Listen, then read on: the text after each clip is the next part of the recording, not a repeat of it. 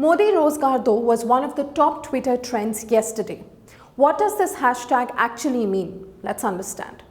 The hashtag asks Prime Minister Narendra Modi to provide employment to people in the country.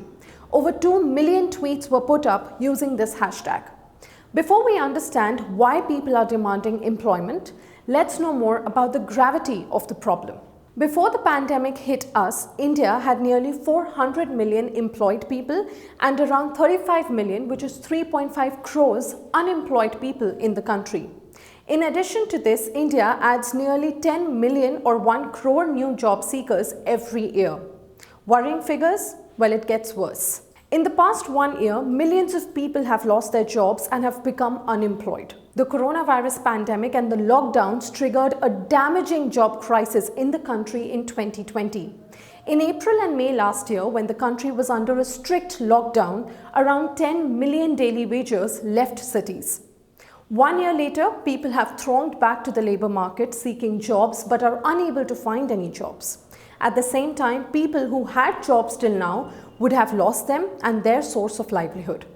If we look at the data released by the Center for Monitoring Indian Economy, which is a Mumbai-based think tank, the total number of employed people in India has been coming down. It was 407.3 million in 2016-17, which then fell to 405.9 million in 2017 and 18 and 400.9 million at the end of 2018-19.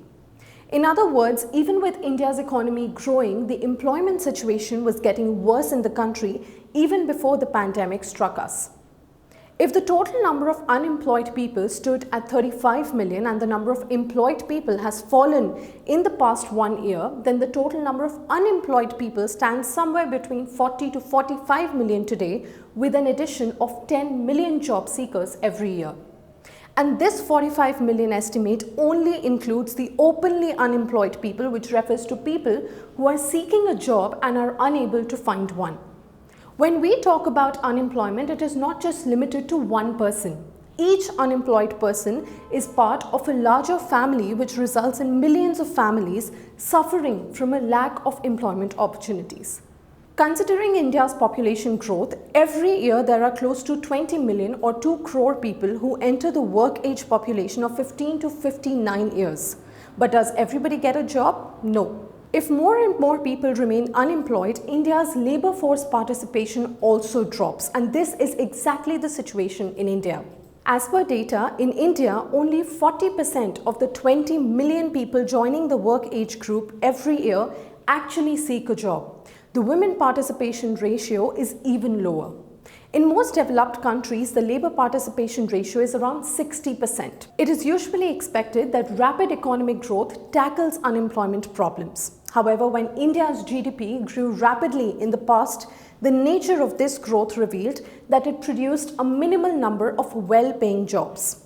According to reports, in the 10 years from 1999 to 2000 and from 2009 to 2010, India's total workforce increased by 63 million. Of these, 44 million joined the unorganized sector, 22 million became informal workers in the unorganized sector, and the number of formal workers in the organized sector fell by 3 million.